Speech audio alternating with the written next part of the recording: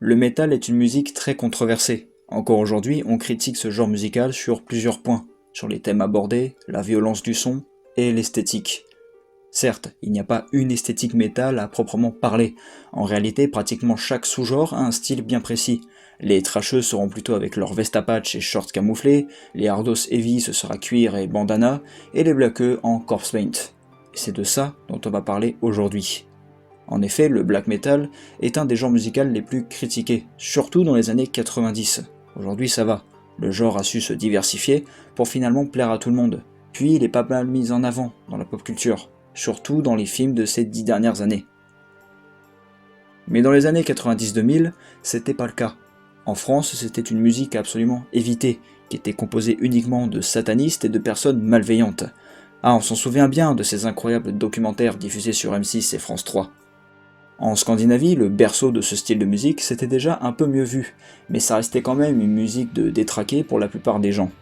Tout ça vient du fait que le black metal repoussait, à l'époque, ce qu'on appelait les limites de la musique.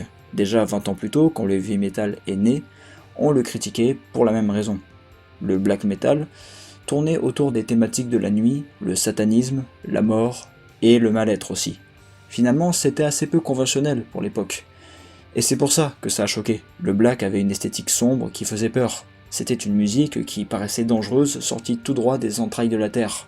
Avec des artistes qui chantent des rites en l'honneur des forces de la nature dans une crypte dégueulasse qui sent la moisissure. Parmi tous ces éléments qui contribuent à l'aspect sombre du black metal, il y a le corpse paint. Le corpse paint est un style de maquillage caractérisé par des motifs noirs et blancs destinés à donner un aspect macabre, souvent rappelant des crânes ou des cadavres. Pas étonnant que ça fasse peur aux novices qui viennent d'arriver dans ce milieu. Regarder un mec en corpse paint, c'est regarder un visage décomposé qui inspire la mort et la noirceur. Mais en réalité, c'est plus compliqué que ça. Le corpse paint a une réelle signification, propre à chaque artiste. Chacun va donner une âme à son maquillage, et ils vont créer une histoire avec. Le corpse paint est en fait une manière de montrer son identité, quelque part. Par ailleurs, on associe ce type de maquillage au black metal, parce que c'est dans ce genre qu'il est le plus répandu. Mais si on regarde bien, il existe d'autres styles de métal, et pas que métal, qui utilisent ce type de maquillage. Et ce sera le sujet du nouveau métalliseur. Nous ferons un zoom sur l'histoire de ce maquillage, et nous verrons quelle est son influence sur la musique métal. Bienvenue dans ce nouvel épisode du métalliseur.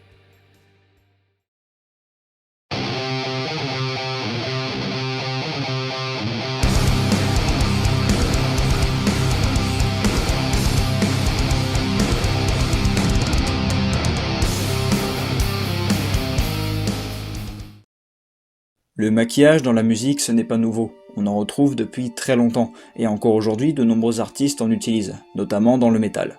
Et le black metal est le plus grand représentant de cette branche du maquillage qu'est le corpse paint.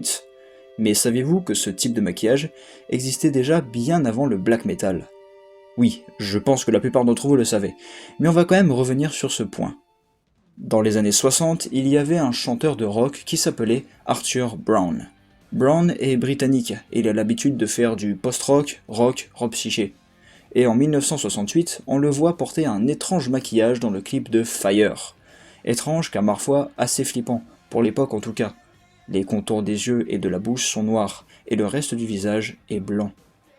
On a donc un visage qui rappelle assez un crâne ou une tête de mort, du moins quelque chose de morbide. Je ne sais pas si vous avez remarqué, mais j'aime bien le mot morbide. Ce maquillage colle bien à la musique de Brown. C'était quelque chose d'assez chaotique, encore une fois pour l'époque. Aujourd'hui, le corpse paint est plutôt associé à une musique flippante ou dangereuse, comme je l'ai dit précédemment, à des années-lumière de la musique d'Arthur Brown. On considère Arthur Brown comme le père du corpse paint, et bien qu'à l'époque on n'appelait pas ça corpse paint, on ne peut que constater l'inspiration. Un des groupes les plus connus dans ce domaine, c'est sans aucun doute Kiss, et plus précisément un des membres du groupe, à savoir Gene Simmons. Gene Simmons occupe le poste de bassiste et de deuxième chanteur dans le groupe, et on peut remarquer qu'il a un maquillage assez différent des autres membres. Quand on le voit, on peut dire qu'il y a une forte ressemblance avec notre corpse paint. On a les contours des yeux en noir sur une tête blanche. Et la forme du maquillage est assez agressive, je dirais. On est un peu plus dans l'horreur que Brown, et encore plus proche du corpse paint black metal. Bien que la musique de Kiss soit assez grand public et très rock, Gene Simmons contraste assez bien avec tout ça. Il a su construire un personnage lugubre et peu rassurant, via son maquillage mais également son costume. Les membres du groupe ont tous des tenues plus ou moins loufoques, avec du cuir, le torse nu, c'est rock'n'roll quoi. Gene Simmons est dans un tout autre délire. Il porte une sorte d'armure avec des pics de partout, et en plus des ailes de chauve-souris. Ça, couplé au maquillage, on dirait qu'il vient tout droit d'un groupe de black metal, ou d'un livre de dark fantasy, à voir. On retrouve beaucoup de groupes qui utilisent cette image de guerrier en armure avec leur maquillage noir et blanc, qui donne un ton horrifique, mais fantastique à leur musique et à leurs personnages. Peut-être que tout cela n'est qu'un hasard, mais je ne pense pas. Et quoi qu'on le veuille, il y a une inspiration. Cela dit, je pense que tout le monde sera d'accord pour dire que celui qui a utilisé le corpse paint et toute l'image qui en découle, celui qui a vraiment inspiré tous ces nouveaux groupes, c'est King Diamond. King Diamond, un des pionniers du heavy metal et de l'horreur dans la musique. On l'a vu officier dans Merciful Fate et dans King Diamond, qui n'est pas vraiment un projet solo. En réalité, le projet est vraiment pensé comme un groupe, mais il porte le nom de King Diamond, ce mystérieux personnage. On le connaît moins pour ça, mais il faut le dire quand même, King Diamond a également officié dans le groupe Black Rose, son premier vrai groupe formé en 1979. King Diamond, qu'on va appeler Peterson, car c'est son vrai nom, est un fan de musique macabre et sombre. C'est donc avec cette véritable passion qu'il va se lancer dans la musique. Dans chacun de ses groupes, il va créer une musique glauque et oppressante. Vous avez remarqué, en plus de morbide, j'aime bien le mot oppressant. Les paroles reviennent souvent sur des histoires horrifiques avec le vocabulaire de la nuit, des monstres et de la mort, évidemment. L'album Abigail est littéralement un concept album qui traite de visions paranormales. J'en dis pas plus, peut-être aurons-nous l'occasion de revenir sur l'univers de cet album sur la chaîne. Et tout ce côté macabre de la musique de Peterson est accentué par son fameux maquillage, qui évoque une sorte de corpse paint black metal avant l'heure. On retrouve les critères qu'on a pu voir précédemment, mais s'il est plus influent que les deux artistes précédents, c'est grâce à tout l'esthétique qui va avec le personnage, cette musique macabre qui parle de démons, de torture, et toutes ces belles choses. C'est vraiment comme le black metal. Et puis quand on compare les trois artistes que j'ai cités, à côté d'un corpse paint black metal, on voit clairement que King Diamond se rapproche beaucoup. Je pense qu'il est la plus grande inspiration pour ce type de maquillage, en tout cas c'est lui qui représente le mieux le proto-corpse paint, si on peut appeler ça comme ça. Alors bien sûr, je n'ai parlé que des groupes qui me semblaient être les plus influents dans la création du corpse paint, mais évidemment j'aurais pu parler des Misfits, ce groupe de punk qui a l'habitude de se peinturer la gueule eux aussi avec une esthétique lugubre. Mais maintenant, nous allons laisser de côté les origines du corpse paint et voir son utilisation dans le genre qu'il a fait connaître, la K-pop. Je déconne, évidemment, on va bien sûr parler de black metal. Dans les années 80, il y a eu un événement majeur de la musique métallique, la First Wave of Black Metal. Elle va initier ce nouveau genre musical avec une panel de groupes devenus cultes. Hellhammer, Bathory ou Celtic Frost, pour ne citer que. Ce sont les premiers groupes à expérimenter cette musique sombre et infernale. On pourrait dire que c'est une sorte de thrash punk, mais en plus agressif. On a tendance à penser que Venom est le vrai fondateur du black metal, et en vrai ça reste encore un sujet à débat. Bien qu'il ait pu apporter certaines bases pour le genre, certains diront que ce n'est pas encore tout à fait du black, et qu'il faudrait pousser un peu les curseurs pour être dans du true black. Il fera alors partie de ces groupes situés dans la zone grise entre thrash et black, avec nos Allemands de Kreator et Sodom, entre autres, et même les Américains de Slayer sur les premiers albums. Cette First Wave est donc la première à utiliser cette image sataniste qui était omniprésente dans ce genre quelques années plus tard. Cette image, on la retrouve sur les pochettes d'albums, avec des croix retournées, comme sur Satanic Rite de Hellhammer, croix retournées que l'on retrouvera beaucoup par la suite. Comptez le nombre de groupes qui ont eu des croix renversées, ne serait-ce que dans leur logo, et vous verrez que c'est presque devenu un critère pour faire du black metal. Nous avons également la présence de pentacles, de Satan parfois sur certaines pochettes, à ne pas confondre avec Baphomet. Baphomet qui n'est pas Satan. Mais ça, c'est une autre histoire. Le black explore donc pas mal la science de l'occultisme et toutes ces choses qui paraissent cachées aux yeux du monde. Bathory avec son Gottman, par exemple, qui fait référence à Baphomet, le fameux. Et bien que cette image menaçante soit déjà bien installée dans ce genre musical, bien le corpse paint n'est pas encore vraiment présent. En tout cas, pas comme aujourd'hui, où il est presque omniprésent. Mais certaines exceptions confirment la règle. Nous avons Sarcophago, par exemple, un groupe de cette first wave né au Brésil et qui, eux, utilisent un maquillage qui peut faire penser au corpse paint. Mais c'est pas encore noir et blanc. À vrai dire, chez Sarcophago, il a seulement du noir autour des yeux et autour des lèvres. Par contre, il garde une esthétique heavy metal, punk, avec des pics et du cuir. Bien que cette first wave n'ait pas été très riche en ce qui concerne le corpse paint, elle a posé les bases de ce qu'allait être le black metal par la suite. Mais pour notre maquillage noir et blanc, ce n'est qu'une question de temps, car quelques années plus tard, lors de la deuxième vague du black metal, son utilisation va augmenter drastiquement. La première vague appartenait aux années 80, la deuxième vague aux années 90. Autant la première était la naissance du genre, mais il n'y avait pas tant de groupes que ça. C'est vraiment à la seconde vague que le genre va exploser. Des centaines de groupes vont naître, notamment en Scandinavie d'ailleurs, avec Mayhem, Emperor ou Gorgoroth. Comme je l'ai dit, c'est à cette période que la popularité du corpse paint va éclater. Quasiment tous les groupes de cette nouvelle vague se peinturent la gueule en noir et blanc. Un des plus grands représentants de cette pratique, c'est Mayhem. On dit souvent que Dead, le premier chanteur du groupe, a eu l'idée de créer ce maquillage sinistre. Et il faut avouer que ça allait bien avec l'univers du groupe. Bon, je sais que vous connaissez sûrement l'histoire de Mayhem, mais il faut revenir dessus pour comprendre la naissance du corpse paint dans le groupe. Dead, de son vrai nom Per Ing Onlin, souffrait d'un profond mal-être. Il s'ouvrait les veines sur scène et parlait souvent de la mort. Il aimait la mort, au point de renifler des corbeaux morts avant de monter sur scène. Il aimait tellement la faucheuse qu'un jour il est allé la rejoindre en 1991 alors qu'il était seul chez lui. Son corpse paint sera mémorable et représente bien l'état d'esprit du personnage. Quand on le voit, on a l'impression de voir un fantôme ou un mort-vivant. En fait, Dead était mort depuis bien longtemps. Mais c'était une coquille vide et il le faisait transparaître avec son maquillage. Vous avez vu, j'ai dit que Dead était mort. Mort. Dead. Ouais, bon, je pense que l'humour n'est pas à prioriser sur cette chaîne. Dans un style un peu différent, on a Dark Funeral, qui utilise l'esthétique de la first wave couplée à la seconde. On retrouve le corpse paint et les tenues en cuir avec des pics. Et ça brille moins, c'est plus sombre. À partir de là, on peut voir une ressemblance avec le style de Jane Simon. Par contre, au niveau des thèmes abordés, on est toujours sur de l'occultisme, en général, mais certains groupes changent et s'attaquent à de la fantasy, comme Immortal ou Emperor.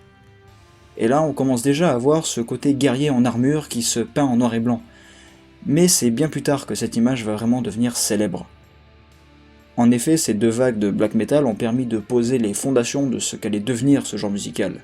Aujourd'hui, le black metal est très diversifié. On a plein de sous-genres différents qui sont parfois très éloignés de ce qu'était le black metal de base. Mais ce qui est sûr, c'est que le corpse paint est toujours présent.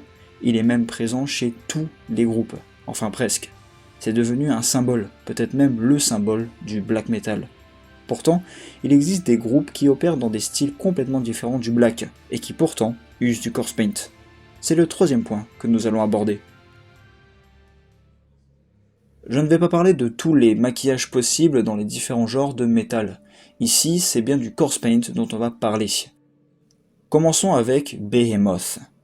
Oui, je sais, certains diront que Behemoth, c'est du black. Pareil, sujet à débat. C'est un groupe assez diversifié, alors on dira qu'ils font du blackned death metal. C'est pas tout à fait du black, on est plus sur du death un peu sombre. Je vais partir du principe qu'ils font officiellement ce style pour la vidéo. Behemoth est un groupe polonais formé en 1991. Et là, on est sur du corpse paint pur mélangé à une imagerie sataniste et païenne. Le groupe utilise beaucoup l'occultisme pour créer son univers, rien que le logo est très riche. On a le triangle de l'élément feu, Ouroboros, le serpent qui se mord la queue, et la croix renversée. Au niveau de leur grimage, celui-ci a pas mal évolué au cours de leur carrière, mais globalement on reste sur la même chose, tête blanche avec le contour des yeux en noir. Mais avec le temps, le noir se transforme en gris, il disparaît peu à peu. Doit-on y voir une image, que la lumière commence petit à petit à toucher le groupe? Ce sera une affaire à suivre. Bon, autant avec Behemoth on pouvait me reprendre et me dire que ça ne comptait pas parce que c'était aux limites du black metal, autant là, le groupe qu'on va aborder opère dans un style complètement différent. Je veux bien sûr parler de Powerwolf avec leur power metal intense et leur thématique religieuse. Décidément, je crois que j'ai vraiment un problème avec tout ce qui touche au loup-garou. Vraiment. On dit souvent que le maquillage de ce groupe se situe entre corpse paint et gothique. Mais Powerwolf est bien plus proche du corpse paint. Et oui, ces deux maquillages sont très différents. Le gothique, on peut mettre de la couleur, alors que le corpse paint est seulement en noir et blanc. Ou gris, à la limite. Et les dessins ne se font pas sur fond blanc dans le gothique, alors que dans le corpse paint, c'est primordial, j'ai envie de dire. En fait, la grande différence, c'est qu'il ne se concentre pas sur les mêmes détails. D'un côté, on va surtout bien colorer ou noircir les lèvres, mettre du eyeliner, et de l'autre côté, on va s'attarder sur les détails de la forme, du maquillage, la longueur des traits, l'épaisseur du tracé, etc. Rien que pour ça, Powerwolf se situe davantage dans le corpse paint que dans le gothique. Après, si on les associe beaucoup au gothique, c'est aussi dû au thème que le groupe aborde, à savoir l'église. Mais pas l'église saine comme on peut l'imaginer, non. L'église moyenâgeuse où règne le péché et l'hypocrisie, les fantômes, la mort et la peur de Dieu. Ce sont des thèmes qui se rapprochent pas mal du gothique.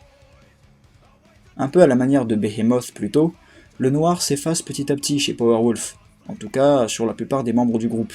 Peut-être un signe que les péchés sont au fur et à mesure pardonnés par Dieu. Qui sait? Un autre groupe qui là aussi est dans un style très éloigné du black metal mais qui pourtant utilise presque toute son esthétique, c'est Ghost.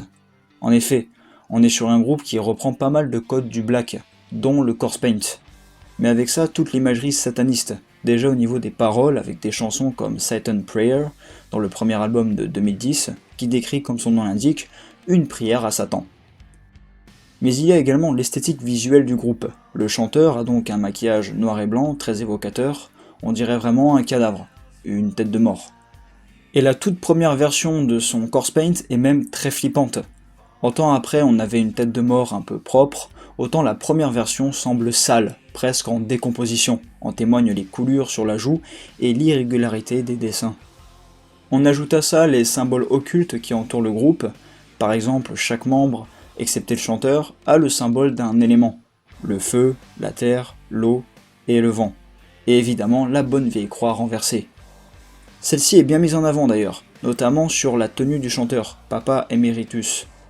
Sur son chapeau d'évêque, on voit cette croix renversée, comme si c'était le pape d'une église sataniste. Malgré toute cette imagerie, Ghost fait un genre de rock, hard rock à la limite du heavy metal, avec des chansons relativement douces, qui sont loin d'avoir l'agressivité du black.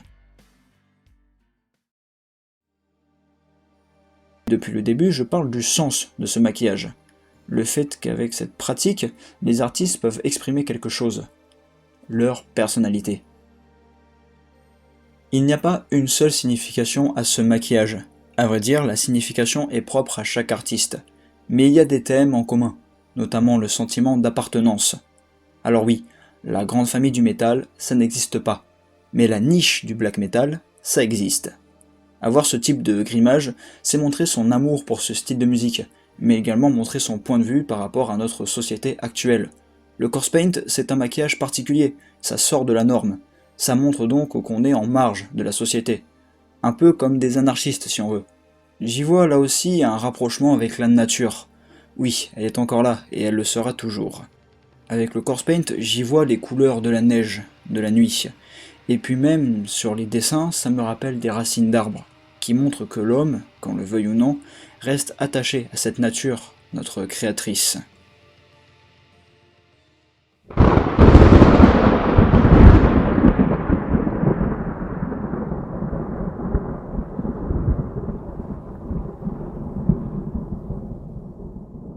I am Tenebre. I have an account on Instagram where I share posts about black metal and corpse painting. And today I'm here for sharing with you all a bit of my experience with corpse paint. So, first of all, I'm really grateful to be here and I'm really thankful to the captain for inviting me here. So, I firstly discovered black metal some years ago with some depressive suicidal black metal bands, like for example Forgotten Tongue. This is my favorite album from them. And after I started also to listen bands like Immortal, Gorgoroth, also Hulder, Azagram, I don't know well the pronunciation of them, yeah, and a lot more. For example, also Carpathian Forest, it's one of my favorite ever. And with that, I also discovered coarse painting. I think that my favorite ever will be always Abbath. For me, his car paint was just iconic, but I really also like the one from of Hulder, and also yes, the one of Natafrost. For me, they are just amazing. Um, yeah, I believe that in our community, the most iconic one and famous one will remain the one of Dead from Mayhem.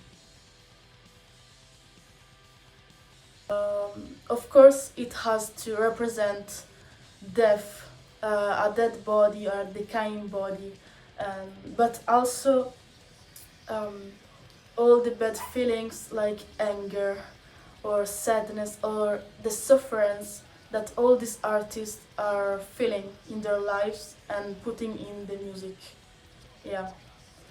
So it should be brutal, it should be also something pretty personal. Yeah, I'm trying always to represent a part of me and to be true to myself. Tenebrae a décidé de partager sa passion sur les réseaux, mais elle n'est pas la seule dans ce cas. D'autres créateurs montrent leur corpse paint et avec le temps, une vraie communauté s'est formée, des fans de black metal et plus particulièrement de corpse paint.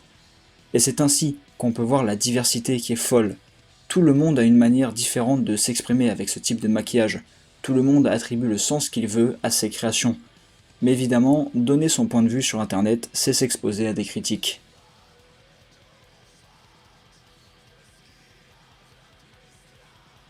Yeah, in the past I received a bit of criticism because some people just call you poser, but honestly I don't care because um, I'm not. I enjoy the music and I always try to support my favorite artist, and yeah, so there is just no point in all of that. And also some people are angry towards you because they cannot accept that also women can enjoy black metal and be a fan, and that's pretty terrible and disgusting actually. But yeah, but there are a lot more that have supported me since the beginning, and I'm really grateful to them. Nous arrivons au bout de cette vidéo. Au cours de celle-ci, nous avons pu raconter l'histoire du corpse paint, de ses premières formes dans les années 60 jusqu'à aujourd'hui où c'est devenu un élément indissociable du genre black metal. Et ce qu'on peut dire, c'est que ce sera toujours un sujet à controverse. Certains garderont les mêmes critiques qu'avant, même 30 ans après sa création. Ceux qui pratiquent le corpse paint aujourd'hui seront traités de poseurs par les trous métalleux, alors que c'est un vrai art, et chaque artiste a sa manière de s'exprimer avec.